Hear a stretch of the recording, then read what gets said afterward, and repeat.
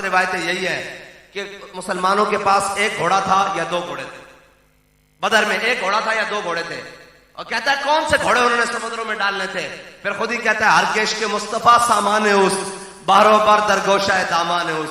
कहता है झलिया जिससे दिल विच मोहब्बत रसूल होवे ना, कायनात की हर नेमत उसकी जेब में मौजूद होती है।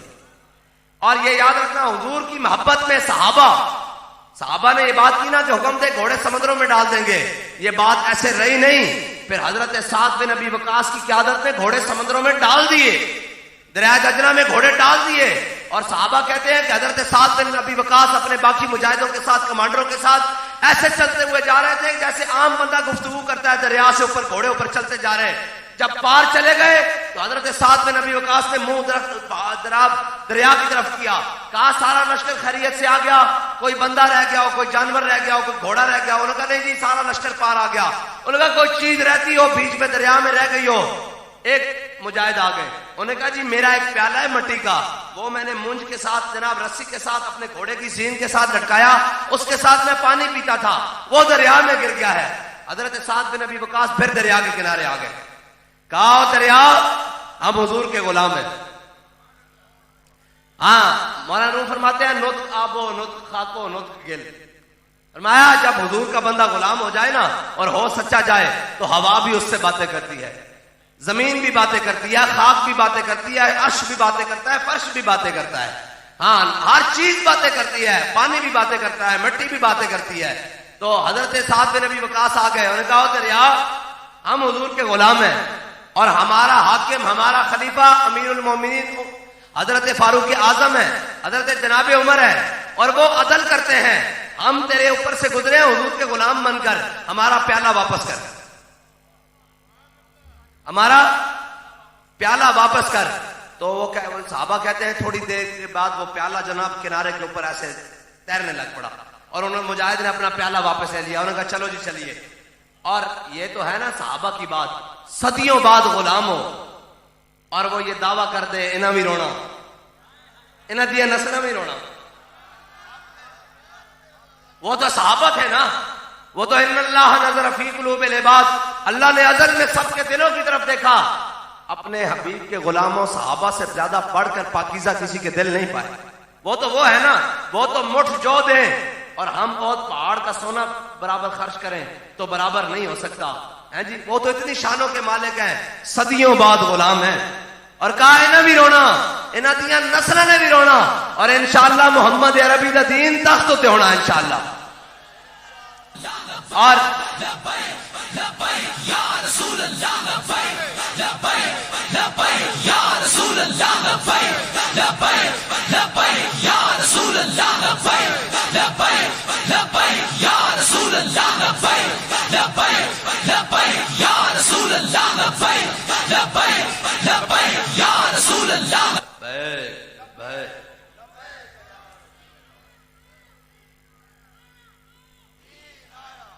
और जिंदाबाद जिंदाबाद जिंदाबाद ताजदार खत्म नबूवत।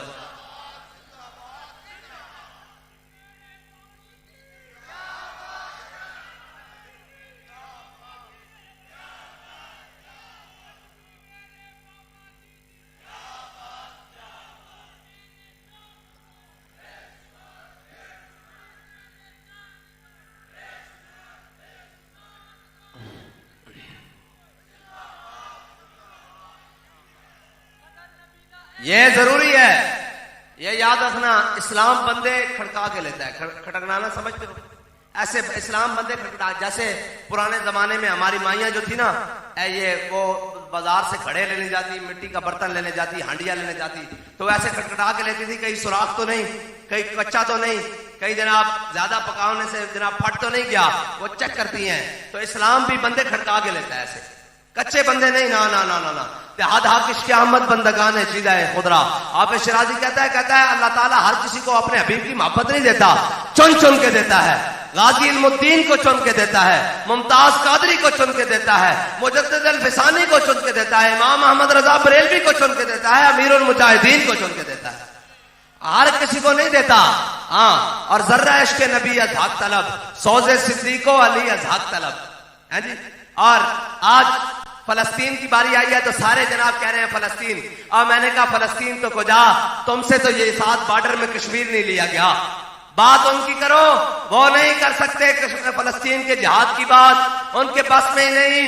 वो ही करेंगे जो मोहम्मद अरबी के गुलाम हैं, जो गुलाम है वही बात करेंगे, वरना तो काफिर की मौत से भी लरजता हो जिसका दिल। कहता है कौन उसे मुसलमान की मौत मार है जी। जरा बात आ जाए खत्म नबूवत की तो इनकी टांगे कामने लग पड़ती हैं। ह्यूमन राइट्स के जनाब ट्वीट आ जाते हैं। मैंने कहा ह्यूमन राइट्स तब कहां चली जाती है जब हमारे दर्जनों शहीदों का खून रोडों पर बहता रहता है। अगर उनके यहां खून की कीमत उन मर्जियों की है और उन जनाब अकलियतों की है तो फिर याद रखना हमारे यहां भी कीमत मोहम्मद अरबी के गुलामों की है। बस हाँ बस। और ये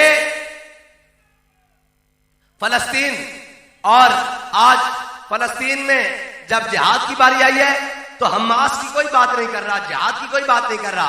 कहा जी खित्ते में अमन होना चाहिए। मैंने कहा अमन के बच्चे, खित्ते में अमन जरूर होना चाहिए, लेकिन बैतुल मुकद्दस पे मोहम्मद अरबी का झंडा होना चाहिए।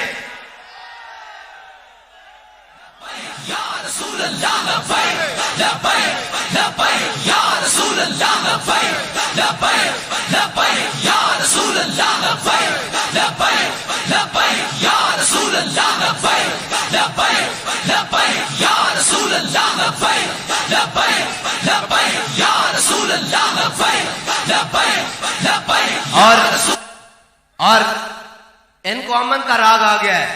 मैंने कहा अल्लाह का शुक्र है कि ये फारूक आजम के दौर में नहीं थे, वरना इन्होंने फारूक आजम को भी यही कहना था कि जनाब अमन होना चाहिए। तो हजरत फारूक आजम के सामने तो एक मुनाफिक ने सिर्फ इतना कहा आकर कि जनाब ये हुजूर ने फैसला कर दिया यहूदी के हक में, तो मैं इस फैसले को नहीं मानता, आप मेरा फैसला कर दें। आपने फरमाया जरा रोक, उमर अभी तेरा फैसला करता है।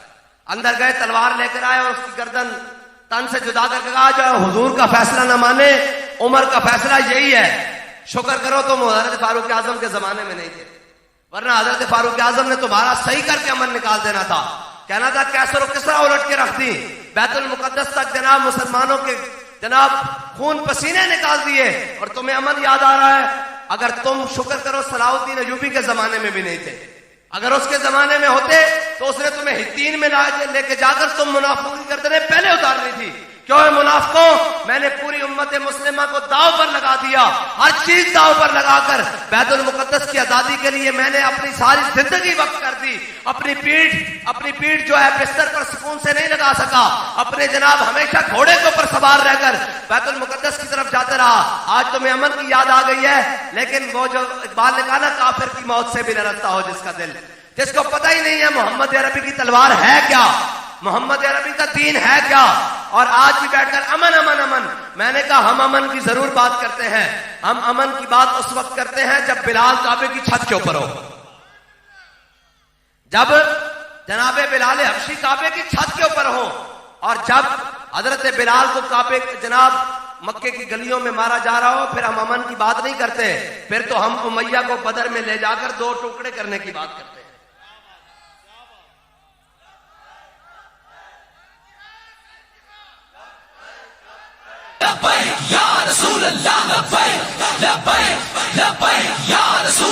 भाई आप ठंडे पड़ जाते हैं, फिर मैं भी कहता हूँ वाह दावा अल्हम्दुलिल्लाह।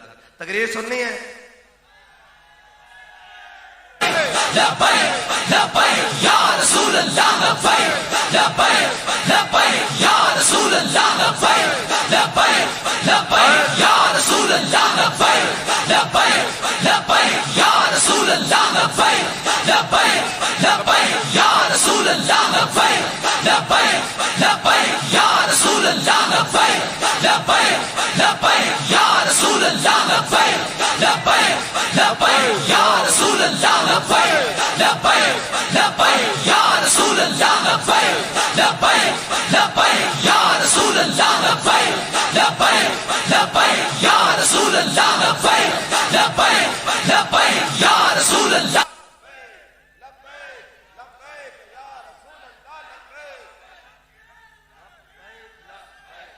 और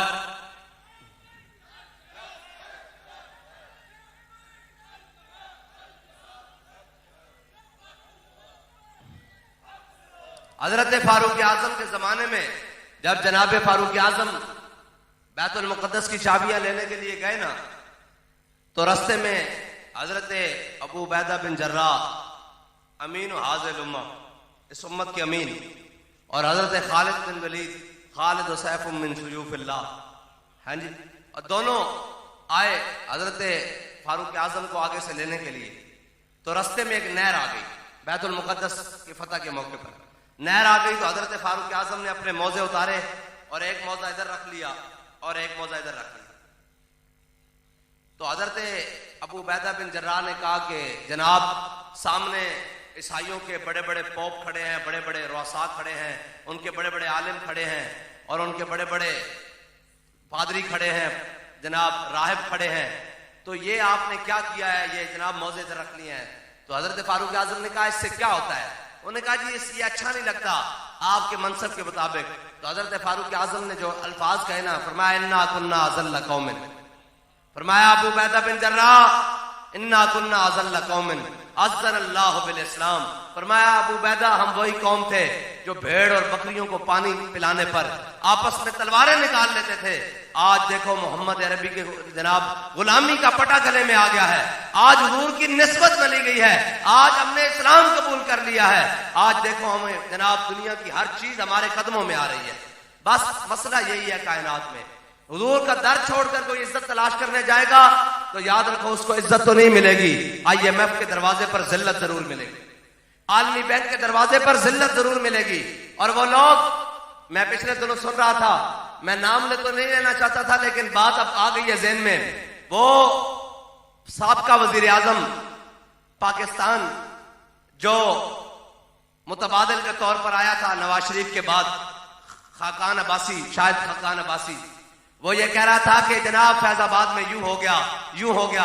मैं कहा फैजाबाद में कुछ नहीं हुआ, हुजूर की खत्म नबूवत के ऊपर पैरा हुआ। लेकिन मुझे ये बता फैजाबाद का तो तुझे दर्द है, ये बता कि पतलून किसकी अमेरिकन एयरपोर्ट पर उतरी थी?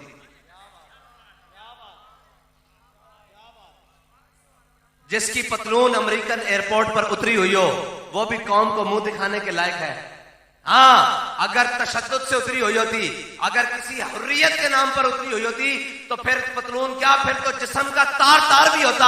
हम खड़े होकर सलूट करते हैं कि ये पाकिस्तान और ये इस्लाम के नाम पर कट कर आया है। लेकिन अफसोस के जनाब को मुल्क को कौम की दौलत लूटने वाले, करप्शन में जनाब गले तक गड़े हुए लोग, उनको तकलीफ ताजदार खत्म नबूवत की जनाब इज्जत पर और हुजूर की खत्म नबूवत पर पैरा देने का है।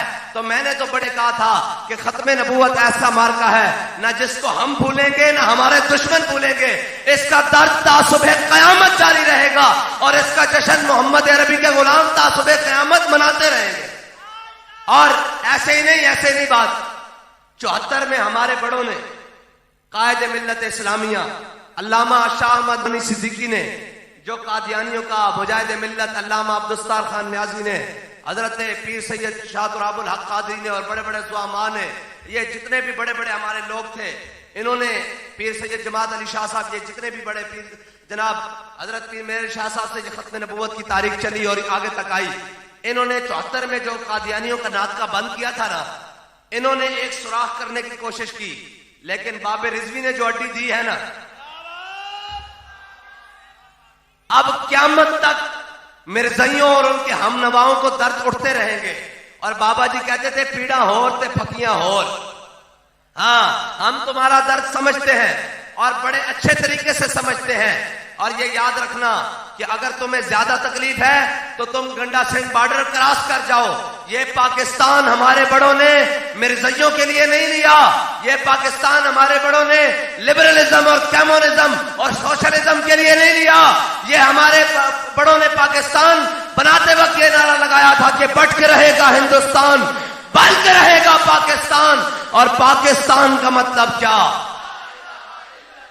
दस्तूर रियासत क्या होगा।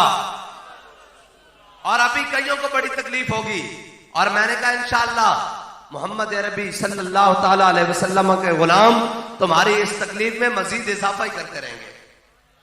हाँ, या तो तुम बंदे के पुत्र बन जाओगे या तुम अपने जहाज और त्यारे लेकर इस मुल्क से दफा हो जाओगे। यहां सिर्फ राज मोहम्मद अरबी के गुलामों का होगा। और कहते हैं अकलियतों के तहफ़्फ़ुज़। मैंने कहा करो अकलियतों का तहफ़्फ़ुज़। आज तक तुमने तमाशा लगाया हुआ है। तुम क्या समझते हो कि ये बहुत भोले हैं लब्बैक वाले? हमें सारी बातें मालूम है, जितनी तुम्हें नहीं पता उससे ज्यादा हम जानते हैं। बल्कि वो तो कुछ हमारे छोटे छोटे बच्चे भी तुमसे ज्यादा जानते हैं बातें सारी। तुम क्या समझते हो कि हमें पता नहीं है? हम सारी जानते हैं कि चर्च की दीवारों को आग लगाकर बाहर से डॉलर कौन बटोरता है जी? चर्च की दीवारों को आग लगाकर और जनाब ईसाइयों को घरों को खुद आगे लगवाकर उनको पासपोर्ट और वीजे कौन दिलवाता है? फिर किस किस के बच्चे उन वीजों के ऊपर बाहर लंदन की और यूरोप की और जर्मनी की और कनाडा की सैरें करते हैं? तुम क्या समझते हो हमें पता नहीं है? पता सारा है सरदार नु कीतियां दा। हाँ, पता सारा है सरदार नु कीतियां दा है। बातें पर्दे पाए नहीं भला उसिया। हाँ, हम चुप करके बैठे हुए हैं। बाबा जी कहते थे असि शर्मे मारे अंदर बड़े, तुसी समझा मैं ही मैं। हम इसलिए चुप करके बैठे हैं कि ये वतन हमारे बड़ों ने बनाया है और ये वतन हमारे बड़ों ने बनाते हुए 10 लाख मुसलमानों ने कुर्बानियां दी हैं। बताए किसके बाप ने कुर्बानियां दी हैं? ये तो सारे अंग्रेज के गुमाश्ते थे, इन्होंने तो हमेशा मुखबरियां की हैं। वो तो हमारे बड़े थे। बताए किसके बाप ने यहाँ पाकिस्तान बनते वक्त कुर्बानी दी थी? तुमने तो उनकी औलादों को हमेशा दबाने की कोशिश की है, लेकिन वो वक्त चला गया। जाग उठे हैं अहले सुन्नत, गूंज उठा ये नारा है, दूर हटो या दुश्मन मिल्लत, पाकिस्तान हमारा है। हाँ, पाकिस्तान हमारा है, हम वारिस हैं पाकिस्तान के। तुम्हारे बड़े तो 10-10 रुपए पर मुजाहिदीन जंग आजादी की मुखबरियां करते रहे और घोड़ी पाल मुरब्बे बनते रहे और अंग्रेजों के कुत्ते नहलाकर उनकी चापलूसियां करते रहे। वो तो हमारे बड़े थे जो फांसी के फंदों पर भी झूलते रहे और एक एक दिन 300 फांसियां लेकर भी कहते रहे। बल्कि 27 साल अंग्रेज की जनाब मुशक्कत वाली जेल गुजार कर भी और जनाब फिर जिस्म पर इस्त्रियां फिरवा कर उनके अंदर नमक और मिर्चें भरवा कर भी कहते रहे कोई गुल बाकी रहेगा, नए चमन रह जाएगा, पर रसूलुल्लाह का दीने हसन रह जाएगा। हम सफीरों बाग में है कोई दम का चहचहा, बुलबुलें उड़ जाएंगी, सोना चमन रह जाएगा। जो पड़ेगा साहिबे लौलाक के ऊपर दुरूद, आग से महफूज उसका तन बनन रह जाएगा और सब फना हो जाएंगे काफी, वलेकिन हश्र तक नाते हजरत का जुबानों पर सुखन रह जाएगा। ये वो सुखन है जो आज भी उनकी औलादें गोलियों की बुछाड़ पर भी अदा कर रही हैं, बम्बों की जनाब साए में और जनाब बम्बार्टमेंट और जनाब खुदकुश हमलों के साए में भी कह रहे हैं कि जनाब हमसे ये छुड़वाते हो, भूले न मरते मरते आदाब कुए जाना। मैं जब वो मंजर देखता हूं ना मिलाद शरीफ वाला, मेरा कलेजा एक तरफ से तो फटता है कि यार ये कितना बड़ा जुल्म हुआ। एक तरफ से मैं जब देखता हूं कि वो जनाब इस जुल्म और बर्बरियत और इस जनाब इतने जुल्म और कहर के बाद भी, खून से आलूद पूरी जमीन के बाद भी, हाथ चिथड़े उठने के बाद भी एक बंदा वहां खड़ा होकर कह रहा है लब्बैक लब्बैक या रसूल अल्लाह, लब्बैक लब्बैक लब्बैक या रसूल अल्लाह, लब्बैक लब्बैक। ये तो चश्मे फलक ने नजारा नहीं देखा होगा कि लोग तो पटाखा चलने से, एक फायर चलने से लोग मजमे दौड़ के भाग जाते थे। वहां बम फटा और वो भागा नहीं, वो बल्कि कह रहा था हुजूर ये तो मसला ही कोई नहीं, हम फिर हाजिर, यहां भी हाजिर, कल हशर में भी हाजिर, कब्र में भी हाजिर, हुजूर आपके नाम पर हम हाजिर। लब्बैक या रसूल अल्लाह, लब्बैक लब्बैक लब्बैक या रसूल अल्लाह, लब्बैक लब्बैक लब्बैक या रसूल अल्लाह, लब्बैक लब्बैक लब्बैक या रसूल अल्लाह, लब्बैक लब्बैक लब्बैक या रसूल अल्लाह, लब्बैक लब्बैक लब्बैक। हम सब जानते हैं कि चर्चों पर आए रोज ये जनाब हमले करवाकर कौन किसको खुश करता है, फिर कौन किसको वीजे दिलवाता है, फिर किस डीसी और एसी की प्रमोशन होती है, फिर वहां पे रहने वाले जनाब सिक्योरिटी करने वाले किन इदारों को मजीद एड और डॉलर मिलते हैं, ये सारी फनकारियां हम जानते हैं। और फिर खुद को कौन गोलियां और खुद को जख्मी करके फिर कहानियां गढ़ के बैनुल अक़वामी वीजे और जनाब वो बैनुल अक़वामी एम्बेसियों में जाकर अपने वीजे पक्के करवाते हैं, ये सारी बातें हम जानते हैं। लेकिन हम इसलिए चुप रहते हैं कि ये वतन हमारा है। वो हम पेट से कपड़ा उठाएंगे तो नंगे भी खुद होंगे, लेकिन ये याद रखो कि ये नहीं हो सकता कि तुम लब्बैक के बारे में बैठकर अंदर बकवास करो और हम ये बर्दाश्त कर लें। लब्बैक वाले ना शर पसंद हैं ना जनाब दहशत गर्द हैं। हाँ, हम हुजूर की इज्जत के पहरेदार हैं। अगर खत्मे नबुव्वत पर पहरेदारी देना, अगर नामूसे रिसालत पर पहरेदारी देना, अगर दीन की इबादत करना शरपसंदी है और दहशतगर्दी है, ये शरपसंदी हम हर बार करेंगे, 100 बार करेंगे, सरे बाजार करेंगे, अगर वक्त आया सरेदार भी करेंगे इंशाअल्लाह।